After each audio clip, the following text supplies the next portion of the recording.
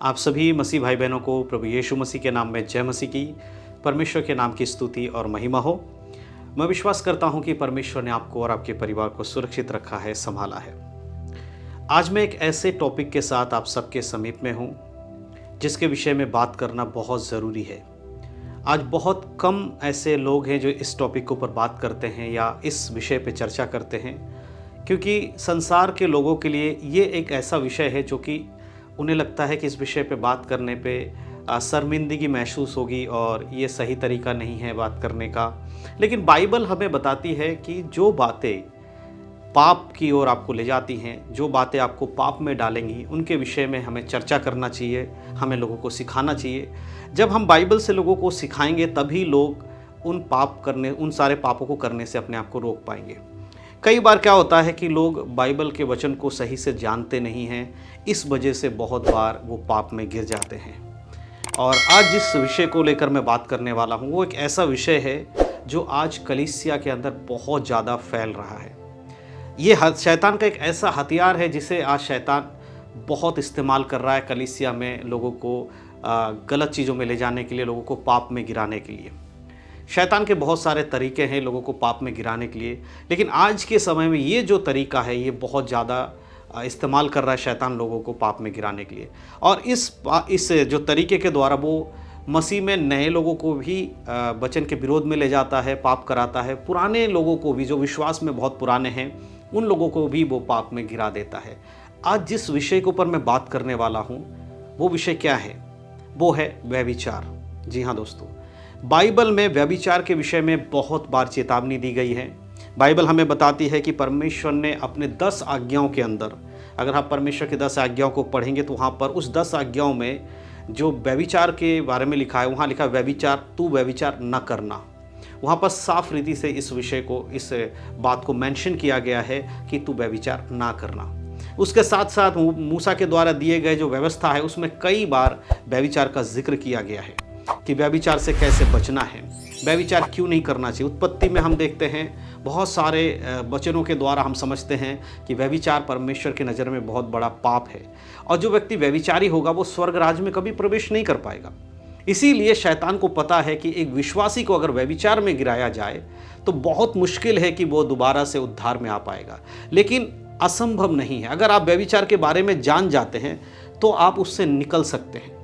अगर आप जाने अनजाने में व्यभिचार में हैं तो आज परमेश्वर के ये वचन आपको मौका दे रहा है कि आप परमेश्वर के पास आकर अपने मन फिराएं और व्यभिचार से निकलें। व्यभिचार एक ऐसा पाप है मेरे प्रियो जो मनुष्य कई तरीके से करता है। कुछ लोगों को शायद ये लगेगा कि व्यभिचार जब फिजिकली कोई एक दूसरे के संग शारीरिक संबंध में रहता तो ही व्यभिचार होता है। नहीं मेरे प्रियो, बाइबल में कई प्रकार से हम व्यभिचार को देख सकते हैं। अगर हम पुराने नियम में देखते हैं तो वहाँ पर हम फिजिकल व्यभिचार के बारे में भी देख रहे हैं, लेकिन जब हम नए नियम में आते हैं तो वहाँ पर परमेश्वर यीशु मसीह एक बात को कहते हैं कि जो पुराने नियम में व्यभिचार फिजिकली करते थे उनको सज़ा दी जाती थी, उन पर दंड आता था, लेकिन नए नियम में यीशु मसीह एक आज्ञा देकर उस जो आज्ञा को और कठिन बना देते हैं या और ज़्यादा उसको सख्ती से पालन करने के लिए विश्वासियों को कहते हैं। और आज के समय में बहुत सारे लोग इसी व्यभिचार का शिकार हो रहे हैं। देखिए, परमेश्वर की नज़र में एक पति पत्नी का संबंध व्यभिचार में नहीं आता है। अगर मैं आपको बताऊं, बहुत सारे लोग कहेंगे ऐसे तो पति पत्नी हैं, क्या वो व्यभिचार नहीं है? नहीं मेरे प्रियो, परमेश्वर जब आपको एक रिश्ते में जोड़ता है, एक पति पत्नी का जब रिश्ता होता है तो वो प्रभु की ओर से है, परमेश्वर उसे मंजूरी देते हैं और वो व्यभिचार में नहीं आएगा। एक पति अपने पत्नी के साथ रहता है, एक पत्नी अपने पति के साथ रहती है, ये व्यभिचार नहीं है। लेकिन जब कोई व्यक्ति व्यभिचार तब करता है जब उसका संबंध किसी के साथ नहीं है, लेकिन वो खुद ही एक संबंध स्थापित करता है। परमेश्वर ने उसे नहीं जोड़ा लेकिन वो खुद ही उस चीज़ को जोड़ रहा है, वो व्यभिचार की कैटेगरी में आता है। मैं व्यभिचार को 2 तरीके से आपको समझाना चाहता हूँ ताकि आप अच्छे से समझ पाएंगे, और वचनों के द्वारा भी मैं आपको बताऊंगा कि इस व्यभिचार से बचना क्यों ज़रूरी है और क्या तरीका है आप इससे बच सकते हैं। तो बड़े ध्यान से सुनिएगा। आज का ये वचन जो परमेश्वर हमें दे रहे हैं बहुत ही इंपॉर्टेंट है, क्योंकि कलीसिया के अंदर आज व्यभिचार बहुत फैल रहा है। आज शादीशुदा लोगों के जीवन में भी व्यभिचार बहुत हो रहा है, और जो हमारे नौजवान भाई बहन लोग हैं जिनकी शादी अभी होने वाली हैं, खासकर उन लोगों के लिए मैं कहना चाहता हूँ कि आज का वचन आपके लिए बहुत खास है। देखिए, व्यभिचार एक तो शादी से पहले, अगर आपकी शादी नहीं हुई है, उससे पहले अगर आप एक संबंध में किसी के साथ अगर एक फिजिकल रिलेशनशिप में हैं, शारीरिक संबंध में है वो परमेश्वर की दृष्टि में व्यभिचार है। उसी प्रकार से शादी होने के बाद भी अगर आप अपनी पत्नी को छोड़कर या अपने पति को छोड़कर किसी दूसरे के संग एक संबंध में आप रहते हैं, शारीरिक संबंध आप उनके संग रखते हैं, वो भी व्यभिचार है। इस बात को याद रखिएगा। व्यभिचार सिर्फ वो नहीं है कि जो शादी से पहले करते। बहुत सारे लोग सोचते हैं कि अरे शादी से पहले व्यभिचार नहीं करना है, परमेश्वर ने कहा शादी तक रुक जाओ उसके बाद करना। नहीं मेरे प्रियो, शादी से पहले भी अगर आप अनुचित रीति का संबंध रखते हैं, गलत तरीके से किसी के संबंध रखते हैं, वो भी व्यभिचार है। उसी प्रकार से शादी होने के बाद भी अगर आप गलत संगति में हैं, गलत संबंध में है, किसी और के साथ संबंध में है, वो भी व्यभिचार ही है, उतना ही पाप है। और एक दूसरा जो पॉइंट है, पहला पॉइंट ये है शादी से पहले भी व्यभिचार अगर कर रहे हो तो भी व्यभिचार है, शादी के बाद भी करो वो भी व्यभिचार में आएगा। दूसरा पॉइंट क्या है कि कई बार लोग अपने शरीर के द्वारा व्यभिचार करते, खुद ही व्यभिचार करते हैं, किसी दूसरे व्यक्ति की ज़रूरत उसे नहीं पड़ती है। अब मैं किस व्यभिचार की बात कर, आप सब लोग समझदार हैं। आज बहुत सारे लोग अपने शरीर के अभिलाषाओं को पूरा करने के लिए किसी दूसरे पार्टनर या किसी दूसरे की ज़रूरत नहीं समझते, खुद ही अपने शरीर को उस व्यभिचार में धकेल देते हैं, अपने शरीर के द्वारा ही खुद ही व्यभिचार कर रहे होते हैं। और इसका सबसे जो बड़ा कारण आज के समय में है, आज आपके हाथ में एक डिवाइस आप देख सकते हैं जिसे आप मोबाइल फ़ोन कहते हैं, शायद जिस पर आप ये वीडियो देख रहे हैं, ये मोबाइल फ़ोन आज बहुतों के लिए व्यभिचार का कारण बन रहा है। शैतान को पता है कि आज के समय में मसीह लोगों को, मसीह नौजवानों को अगर भटकाना है तो उन्हें व्यभिचार में डालो। और हमारे प्रिय मसीह भाई बहनों, मैं आपसे कहना चाहता हूँ, ये जो आपका फ्रीडम है, ये जो आपका छूट है हर चीज़ को देखने की, ये आपको व्यभिचार में गिरा रहा है।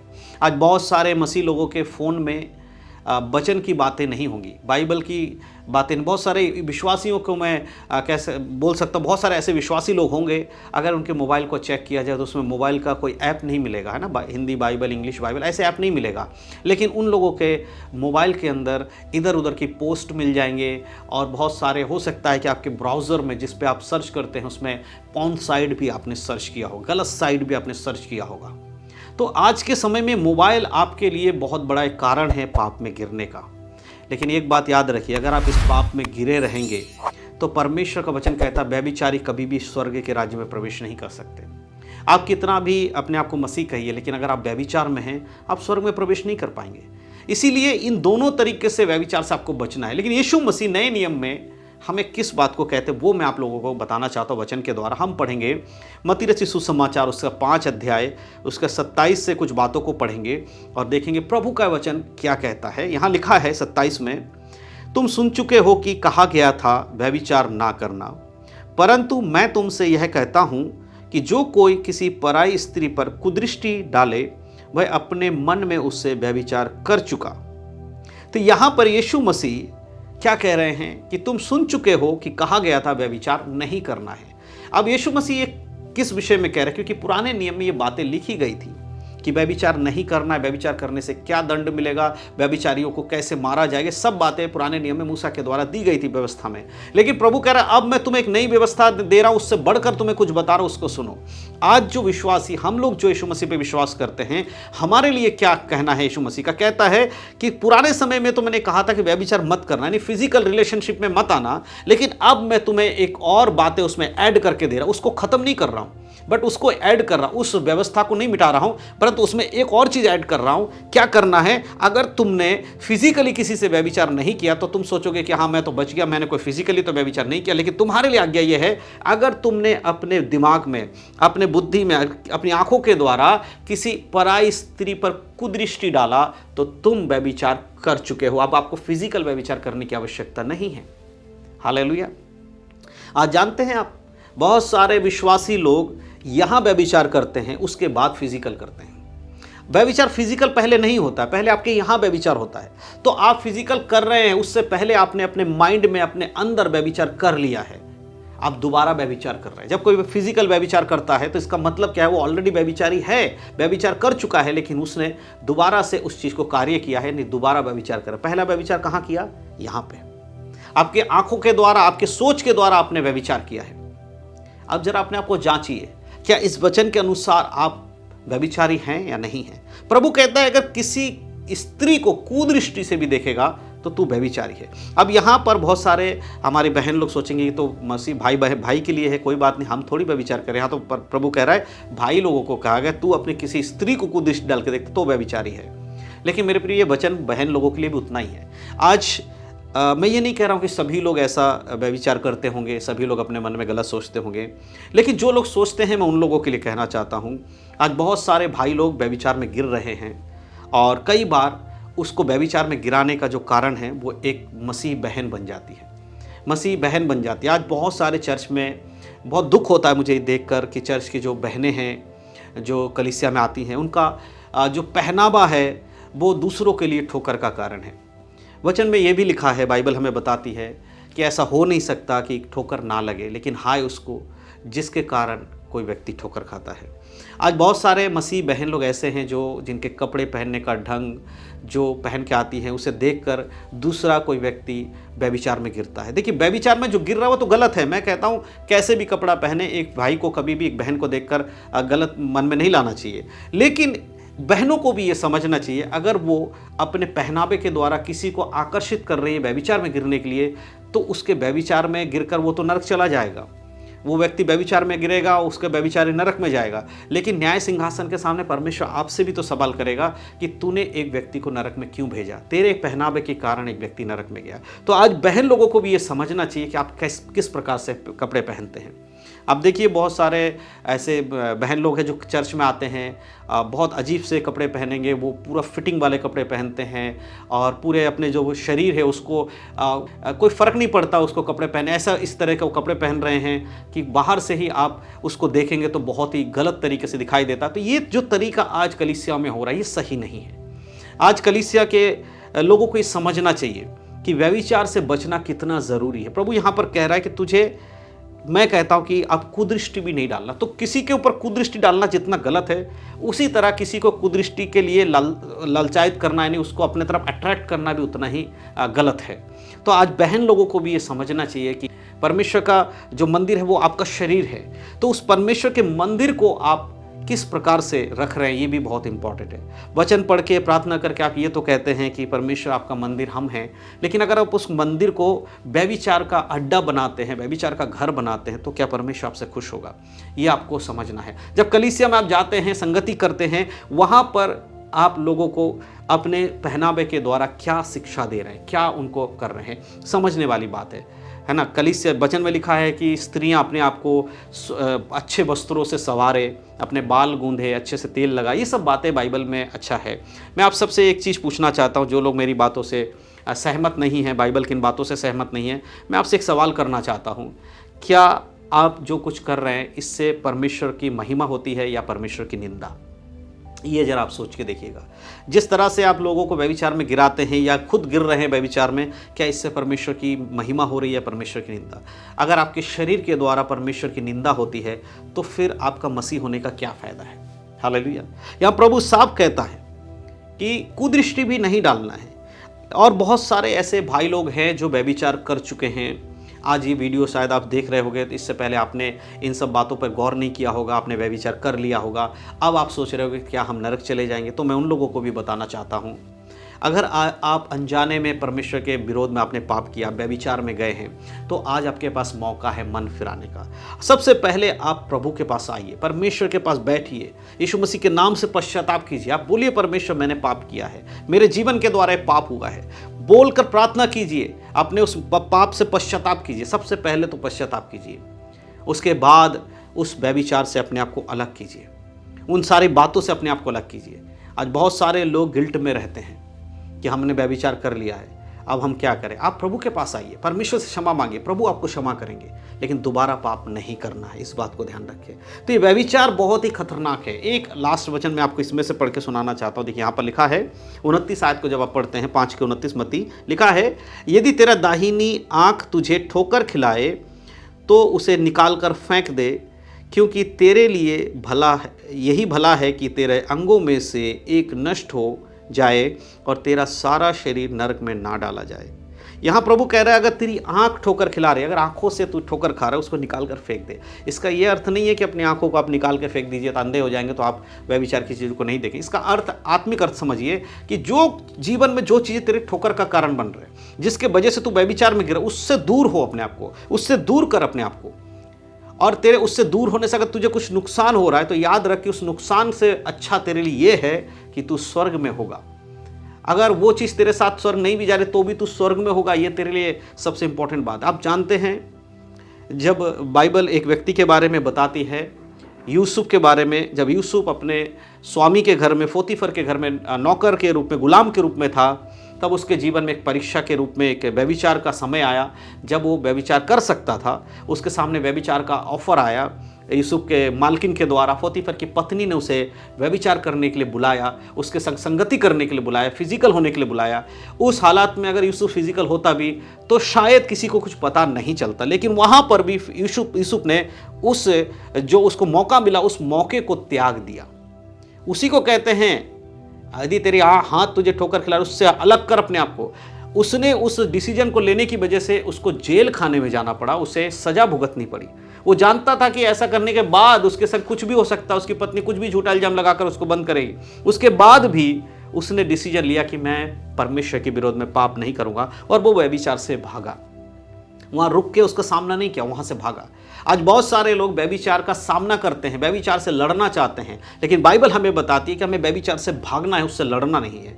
मेरे प्रियो, यूसुफ ने जो डिसीजन लिया उसकी वजह से उसको बहुत सारे दिक्कतों का सामना करना पड़ा, लेकिन वो खरा निकला और उसके बाद परमेश्वर ने उसे एक राजा के रूप में वहाँ पर खड़ा कर दिया। आज आपके जीवन में आप देखिए कि कौन सी ऐसी चीज़ है व्यभिचार की जो आपके जीवन में है, जो आपको व्यभिचार में गिरा है, उससे आपको दूर करिए अपने आप को। मैंने जैसे शुरू में कहा कि एक व्यभिचार वो है जो आप किसी दूसरे के साथ करते हैं, एक व्यभिचार वो है जो आप खुद के साथ करते हैं। अगर आप खुद ही कोई व्यभिचार कर रहे हैं, अपने आप को, अपने शरीर के द्वारा खुद ही व्यभिचार में गिरे हुए हैं, आप मेरे मतलब को समझ सकते हैं मैं क्या कहना चाहता। आज बहुत सारे लोग, बहुत सारे ऐसे व्यक्ति हैं जो यीशु मसीह पे विश्वास करने के बाद भी अपने शरीर के द्वारा खुद अपने आप ही व्यभिचार कर रहे हैं। उसके लिए दूसरे पार्टनर की उसको जरूरत नहीं, खुद ही व्यभिचार में है। अगर इस तरह का व्यभिचार भी आपके अंदर है तो उससे हटिए, अपने आप को हटाइए। परमेश्वर व्यभिचारियों से घृणा करते हैं। जो व्यभिचार का पाप है वो आपको स्वर्ग जाने से रोकेगा मेरे प्रियो। इसीलिए आज अपने जीवन को परमेश्वर के हाथों में सौंपे, परमेश्वर से क्षमा मांगे, प्रभु से कहे प्रभु मुझे क्षमा कर दीजिए।